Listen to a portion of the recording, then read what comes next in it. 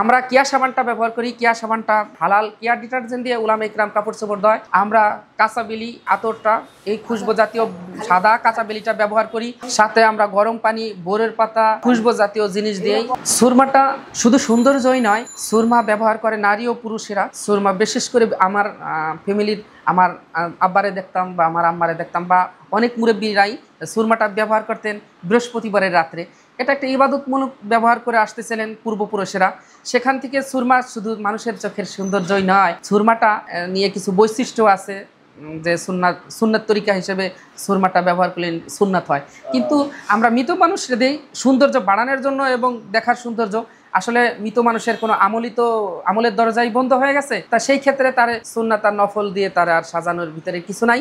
তবে এটা দিয়েই একটু সৌন্দর্য বাড়ানোর জন্য সাদা কাপড়ের ভিতরে স্পট পড়ে যাওয়ার সম্ভাবনা থাকে, এই জন্য আমরা সাদা আতর ব্যবহার করি। সাদা কাঁচা সুগন্ধি, যেটা দ্রুত অল্পতেই বেশি রকমের সুগন্ধি ছড়ায়। আর কাঁচা বেলিতে, কারণ একটা ডেড বডি, একজন মানুষ যখন মারা যান তখন তো কমপক্ষে অসুস্থ থাকেন, বেশি হসপিটালে থাকেন, বাসা বাড়িতে থাকেন বা সুস্থ সবল কম হন, মারা যান। কিন্তু অনেকেই তো অসুস্থ অবস্থায় মারা যান, সেখানে গোসল করেন না বা একটু তার শরীরের একটু গ্যাস গন্ধ থাকতেই পারে।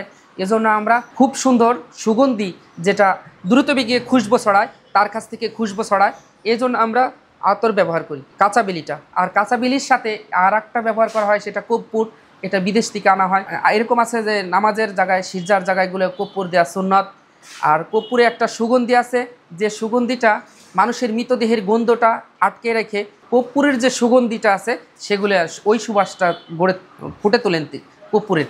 আর কর্পূর দিলে আর একটা ফায়দা, পোকামাকড় কাছে আসেন না, কারণ আমাদের হাত থেকে কিছুক্ষণ তার তো কবরের জগতে রাখা হবে, সেক্ষেত্রে যাতে তার বডিটা ভালো থাকেন, বেশি দিন একটু থাকেন, পোকামাকড় কাছে না আসেন, এজন্যই। আগরবাতির বিষয়টা হইতেছে যেটা একটা ধোয়ার সাথে ঘ্রাণ যুক্ত। আসলে মুমিন মুসলমান তো জান্নাতের ঘ্রাণ নিবে, সে কেন আগুনের ধোয়ার ঘ্রাণ শুকবে? আর আগুনের ধোয়ার ঘ্রাণ কেন মুমিন মুসলমানের দরকার? সে তো সরাসরি জান্নাতের ঘ্রাণ নিবে। এজন্য আগুনের ধোয়া, মুসলমানের কবরে আগরবাতি দেয়া, মোমবাতি দেয়া, আগুনের কিছু সাজসজ্জ করা, এগুলো মুসলমানের সাজে না, মুসলমান এগুলো পছন্দ করেন না। মুসলমান তো পছন্দ করেন, মুসলমান তো সেই আশা করেন যে আখেরাতের সুঘ্রাণ, যে আগুনের থেকে সুঘ্রাণ, এটা মুসলমানের পছন্দ নয় বা এটা মুসলমানের দরকার না। যেটা জান্নাতের সুঘ্রাণ বা জান্নাতের বাতাস, সেগুলোই মুসলমান পাবে ইনশাল্লাহ। কালিমাওয়ালা মুসলমান হওয়ার কারণেই সে অ্যাক্সিডেন্টে মরুক, পানিতে পড়ে মরুক বা গন্ধযুক্ত হয়ে যাক, যেখানে যেইভাবে যে সিচুয়েশনেই থাক, মুসলমান হওয়ার কারণে তারে পবিত্র করে গোসলের যতটুকু পবিত্রতার হাসিল করে তারপরে তারে দাফন করানো হয়। আগরবাতি নিয়ে অনেক মতব্যাখ্যা আছে, এই কারণে আমরা